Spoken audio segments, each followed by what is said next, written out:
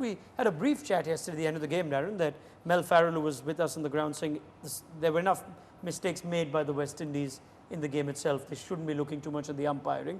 Is a bit too much being made? I think it's a bit of both. The West Indies, and upon reflection, if they're looking at the ways in which they could have gone about winning this game, they would see that there were critical moments which they could have seized to give them a better result, a winning result, and that they didn't do. Having said that, you look back on the umpiring decisions, which you would expect to be at a certain standard, like I said before. It was not to the standard that you would accept in international cricket because of the decisions that we saw. And it wasn't from one particular umpire, it came from both umpires. So, I mean, I can't read very deep into that because I don't think that there's any sort of bias there. An umpire is standing there presiding to give the best and most accurate decisions. I mean, the DRS system was developed to sort of smooth over any sort of human error on the part of the umpires. But it was very much one-sided, and I think because it was against the West Indies on a number of occasions, that is why you're seeing this type of response from majority of West Indian supporters. If I am to defend the umpires from yesterday, I play umpire's advocate. Other than the one, the LBW of Chris Gayle, which looked a bad call, which struck him nearly outside leg stump. There was a reason you understood why he's given the caught behind. And the two from Glenn Maxwell to, one from Glenn Maxwell, the other from Adam Zampa, both to Jason Holder. You could also understand, well, we watched it live, why the umpire's given it. Now, the good thing is, at all those points in time, there was a review. So the correct decision was made. Essentially, that's the one that the West Indies will be really angry about, because it was the one that preceded the wicket of Chris Gayle. Essentially, we're talking about a no-ball call. Is that fair? Is the rest of it just making it look worse than it actually is? Well, I think it's a culmination of the decision-making that has led to this sort of intensity in response to the umpires and their decision-making.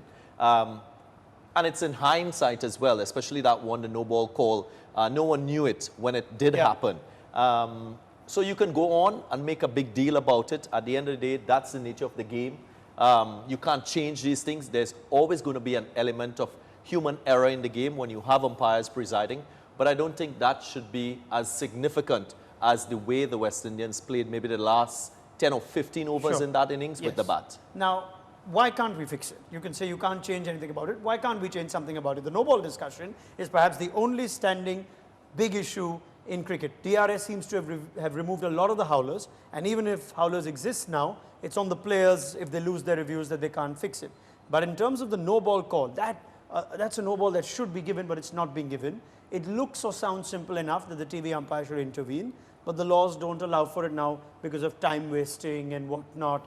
How do they fix it? Do you want them to fix it, or is this something we have to accept as an imperfection of the game? Yeah, look, I mean, they had a tough day yesterday, or poor day. There's no doubt, and obviously people are entitled to their opinions. I think Pollard's almost insinuating that West Indies suffer the most, which I don't agree with. That's his opinion.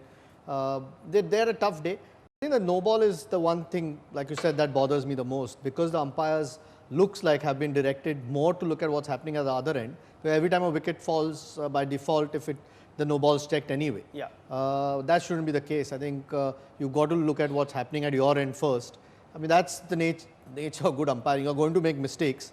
I mean, these are sort of the top umpires in the world that have been picked for such a tournament. So they've got to look at both, whether the no ball or not. That's the one contentious thing. I mean, it's whether you can always go to the third umpire who will correct you on the spot. I'm not sure whether it'll work in the game. It's a 300 ball inning. I'm not sure it's practical, but that the umpire shouldn't miss. I mean, that wasn't even a close no ball. That was about 10 centimeters or something ahead of the massive no ball. Okay, Chris Gayle missed the next ball. Maybe it would have been a free hit. He still missed the next ball. And I don't think it was the worst decision. It was still clipping the stumps. No, I mean, I don't think we should make much of the actual decisions. I mean, because there's a lot being said about how bad the umpiring was. I mean, the decisions, I think a lot of them got reviewed and a lot of them got overturned. Okay, they got it wrong.